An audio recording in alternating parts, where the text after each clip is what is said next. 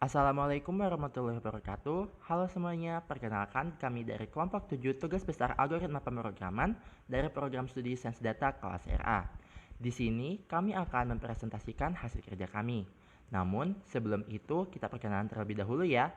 Saya sendiri Gatan Oktariansyah dengan NIM 120450010. Yang kedua ada teman saya Mas Ayu Franstika dengan NIM 120450016. Dan yang ketiga ada teman saya Akbar Fadilah dengan NIM 120450026.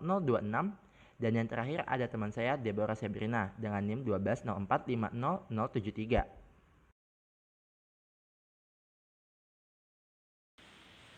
Python adalah bahasa pemrograman yang interpretatif dan multiguna, diciptakan oleh programmer asal Belanda Guido van Rossum di tahun 1989, kemudian dirilis secara resmi pada tahun 1991. Hingga sekarang, Python telah banyak digunakan dan diminati.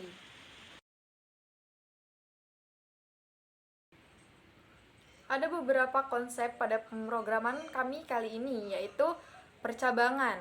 Percabangan di Python merupakan blok kode. Ini berarti akan ada indentisasi di dalamnya. Kemudian ada perulangan. Dalam bahasa pemrograman, berfungsi untuk memerintah komputer untuk melakukan sesuatu secara berulang-ulang. Kemudian ada array. Array adalah sekumpulan variabel yang memiliki tipe data yang sama dan dinyatakan dengan nama yang sama. List merupakan struktur data pada Python yang mampu menyimpan data lebih dari satu data seperti array. Data frame. Data frame adalah struktur data dua dimensi yang berbentuk tabular atau mempunyai baris dan kolom. Bismillahirrahmanirrahim. Assalamualaikum warahmatullahi wabarakatuh. Perkenalkan, nama saya Akbar Fadila Irsat Usman dengan NIM 120450026. Kali ini kami akan memperlihatkan hasil kerja kami, yaitu tentang program yang kami buat kali ini mengambil tentang menu sederhana pada sebuah angkringan. Pada menu ini terdiri dari nama menu dan harga yang tersedia. Program ini di mana berfungsi untuk menampilkan data frame dari menu sederhana tersebut. Setelah itu, kita akan disuruh untuk memasukkan beberapa inputan yang diminta. Pada program kali ini juga kami menggunakan percabangan bersarang, yang di mana kami menggunakan kondisi if, else, dan elif. Pada program kali ini juga menggunakan perulangan bersarang yang di mana terdapat dua perulangan, yang di mana dua perulangan tersebut menggunakan for. Kami menggunakan perulangan for karena perulangan ini mengulang suatu proses yang telah diketahui jumlahnya. Terakhir, kami juga menggunakan konsep array, yang di mana konsep ini terdapat pada kode append. Langsung saja kita lihat dari kodenya. Pertama, kita harus mengimportkan pandas, karena pandas itu fungsinya untuk membuat tabel, mengubah dimensi atau mengecek data, dan sebagainya. Lalu selanjutnya, kita buat dulu listnya ini, list pilihan, list JB, list harga, list jenis ini untuk pendefinisian dari masing-masing fungsi. Seperti list pilihan ini untuk mendefinisikan pilihan pada menu yang akan kita pilih nanti. Selanjutnya kita print ini sebagai tanda pengenal dari kelompok 7 Sains Data kelas RA. Lalu membuat data frame-nya. Data frame ini kita inisialisasikan atau pendefinisian dengan nama data. Lalu kita buat isi dari data frame tersebut seperti bandrek jahe, nasi kucing, maca jahe, bandrek jahe susu, bakso bakar, dan lain sebagainya. Dan juga harga-harganya mulai dari 7.000, 2.000, 8.000, dan lain-lain. Lalu kita print data, yaitu data ini, data frame. Kita print data agar terlihat oleh pembeli atau pemilih menu nanti. Lalu kita pendefinisian data, pembelian, input nama pembeli. Lalu setelah itu udah itu kita memasukkan jumlah yang kita inginkan. Seperti kita mau beli 2 jenis menu, misalkan jenis menu 1 atau jenis menu 2. Nanti kita lihat dari output setelah ini. Setelah itu Ini untuk memasukkan pilihan, input pilihan, append itu untuk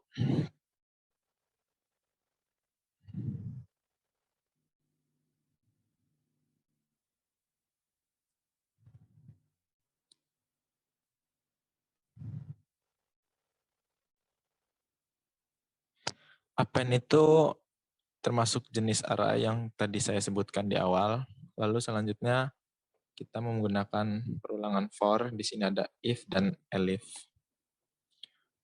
Nah, di sini ada pilihannya, mulai pilihan 1 ada bandrek jahe, pilihan 1 ada bandrek jahe dengan harganya, pilihan 2 ada nasi kucing dengan harganya, yang ketiga ada matcha jahe dan harganya, dan lain-lain sebagainya.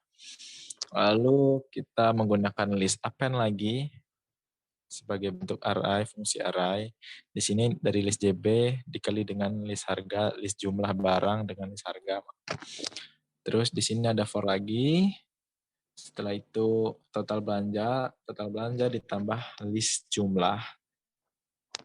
Jadi total semuanya itu dari total semua tambah list TB. List TB itu list total belanja. Lalu print total belanja dengan persenan D. Terus print dan totalnya akan terlihat.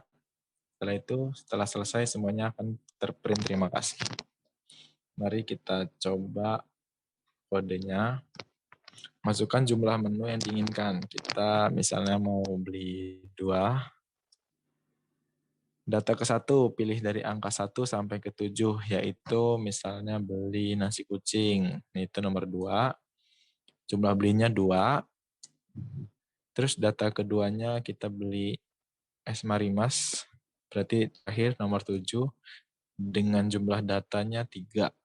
Jadi totalnya belanja 5 barang, totalnya harga 19.000 dan dengan ucapan terima kasih di akhirnya.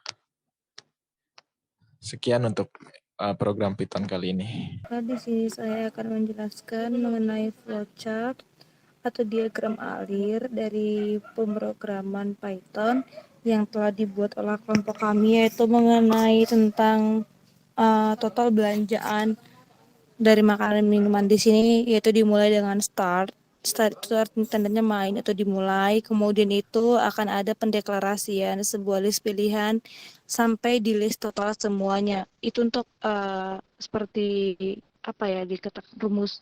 Kemudian itu ada dimasukkan itu print kelompok 7 sains data itu untuk artinya itu nanti untuk pengeluaran output ketika di run di Python itu akan keluar kelompok 7 sains data dari kelas RA seperti itu. Kemudian itu ada pendeklarasian atau fungsi dari data frame. Itu kembali data frame itu merupakan data untuk yang bakal ditugaskan pada tugas Apro ini, pembuatan data dalam bentuk tabel. Seperti itu. Kemudian itu ada dimasukkan lagi penginputan print data untuk mengeluarkan output data-data yang akan dipilih nanti. Kemudian itu kita integerkan sebuah input A itu seperti apa ya dikatakan kalau di matematika itu seperti variabel seperti itu. Kemudian itu kita masukkan print lagi, masukkan jumlah yang akan dibeli itu seperti perintah. Masukkan jumlah yang akan kita beli berapa, misalnya itu kita masukkan 3, makanya itu nanti akan kalau kita lakukan ada 3, makanya akan muncullah sebuah percabangan for itu adalah percabangan tadi kita kan ada milih 3 data, makanya 3 data itu ya kita pilih sesuai dengan menu-menunya. Di sini kan ada banyak data seperti ini jumlah pilihan tadi 1, 2, ada bandrek jahe dengan harga 7.000, ada nasi kucing dengan harga 2.000 sampai ke pilihan yang pilihan ke-6 itu yang terakhir adalah nasi liwet dengan harganya itu 5.000. Seperti itu adalah jenis-jenis pilihan. Jika kita memilih 3 pilihan, maka program akan mengarahkan kita untuk memilih 3 pilihan jenis menu seperti itu. Mungkin pilihan pertama akan masuk ke pilihan pertama, yaitu apakah kita ingin membeli bandrek dengan harga 7.000. Jika tidak, maka dia diarahkan ke pilihan kedua. Jika di pilihan kedua juga tidak, maka dia akan diarahkan ke pilihan ketiga dan sampai seterusnya. Kemudian jika kita ingin membeli di pilihan pertama, maka dia akan diarahkan untuk ke percabangan yang selanjutnya, yaitu untuk ke total harga. Maka akan di total harganya tuh harga kita yang kita belanjakan ada berapa, seperti itu. Jika kita inputkan pilihan yang kedua atau kita masukkan pilihan kedua, maka muncullah menu yang pilihan kedua, seperti itu. Kemudian itu ada lagi nanti dia itu print jumlah beli, maksudnya tuh ada berapa banyak yang akan kita beli dari makanan tersebut. Kemudian itu ada lagi yang namanya itu setelah tadi itu kan ada percabangan, apakah kita melakukan pemilihan yang keberapa ataupun kita tidak melakukan pemilihan, seperti itu. Kemudian setelah kita melakukan pemilihan itu kita masuk lagi ke bagian percabangan. Percabangannya itu untuk ke total harga, total belanja itu ada berapa. Kemudian ini total belanja merupakan pendeklarasian lagi. Seperti itu, teman-teman. Setelah udah muncul nanti output total belanja kita berapa, kemudian itu total belanja, kemudian total semua dari yang kita belanjakan itu. Yang pertama total belanja itu misalnya kita beli ada 2 bandrek, maka total belanjanya itu ada 2 bandrek. Kemudian kita tambah lagi, beli 2 nasi kucing, maka total belanja kita semua adalah ada 4.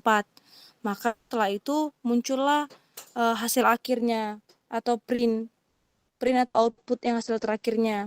Berapa semua total belanja yang harus kita bayarkan. Kemudian setelah itu maka program tersebut sudah selesai untuk dijalankan. Di sini itu untuk menggunakan aplikasi seperti list, array, kemudian percabangan if dan for. Percabangan ini untuk pemilihan, seperti itu. Baiklah, ini mungkin yang dapat saya jelaskan. Lebih dan kurangnya saya mohon maaf. Terima kasih semuanya. R adalah bahasa pemrograman yang telah didesain ulang untuk memudahkan analisis statistika serta lingkungan untuk komputasi statistik dan grafis. 5 macam konsep yang terdapat pada R. Yang pertama ada percabangan.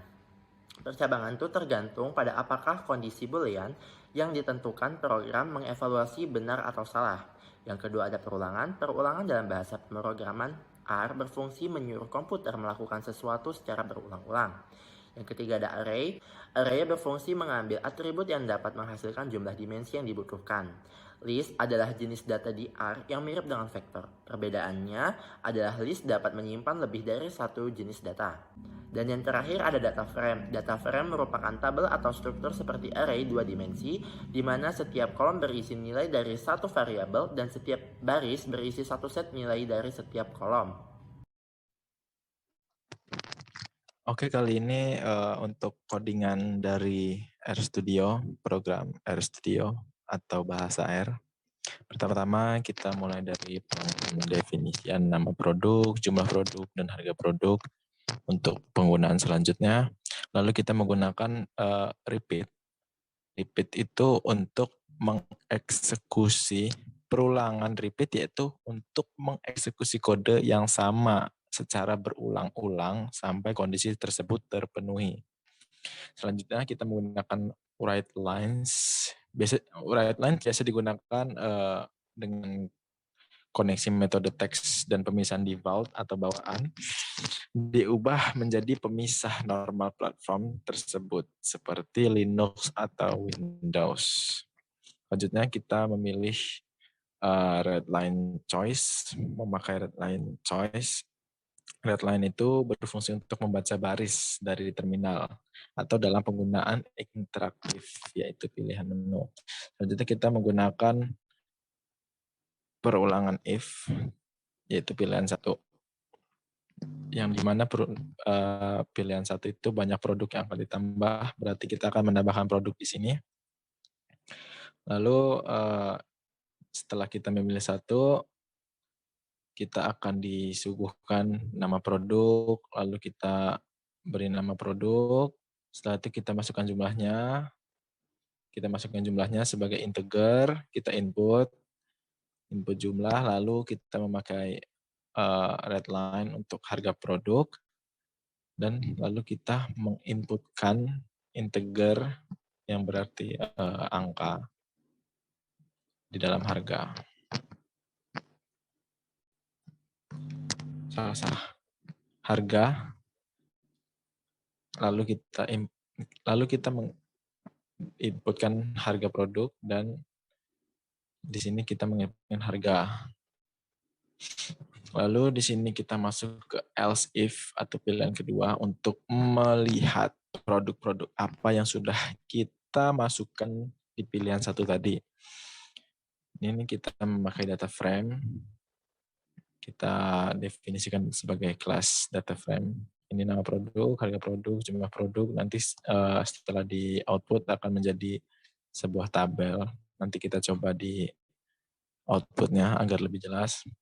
Apabila salah, tidak memilih pilihan 1 atau 2, pilihan 1 atau 2, maka akan keluar ini kata-kata harap pilih menu dengan benar, karena pilihannya cuma 1 dan 2. Apabila Anda ingin memilih 3, itu tidak bisa, dan akan keluar kata-kata ini.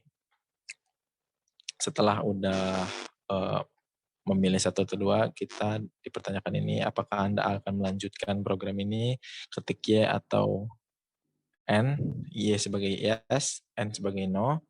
Jika milih Y, maka ini akan berputar lagi memilih untuk pilihan dari 1 dan 2. Dan apabila Anda memilih no, ini akan break atau selesai. Break ini berarti pilihan atau selesai. Tidak ada perulangan lagi setelah itu. Mari kita coba untuk menjalankan kodenya, yaitu kita run. Ini menu, tambahkan produk atau tampilkan produk. Yang kita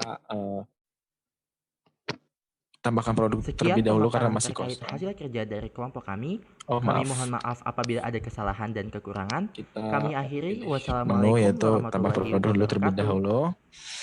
Banyak produk yang akan ditambah, misalnya 3.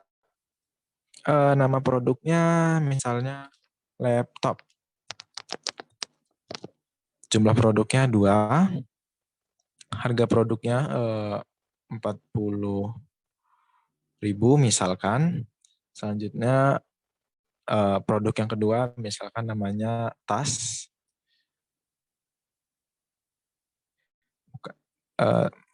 Tas, misalnya tas.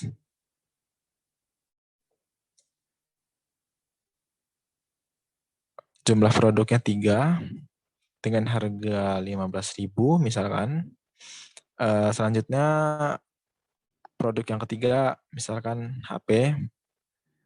Jumlah produknya 1, harganya 100.000 misalkan. Apakah Anda ingin melanjutkan? Kita ketik iya. Kita mau melihat barang-barang yang kita inputkan tadi di menu kedua, kita pilih 2. Dan hasil kita input tadi akan terlihat di sini. Tas dengan harga 40.000, jumlahnya 2. Ini laptop, ini yang kedua tas dengan harga 15.000, jumlahnya 3. HP dengan harga 100.000 dengan jumlahnya 1. Lalu kita ditanya lagi dengan melanjutkan program ini, kita pilih ya. Misalkan kita pilih nomor 3. Itu tidak akan mengoutputkan apa-apa karena tidak ada pilihan nomor 3 dan kita akan menyelesaikan dengan pilih N. Dah, selesai. Sekian dari codingan R. Terima kasih. Di sini saya akan menjelaskan singkat tentang flowchart pada program R ini. Pertama itu kita declare dulu.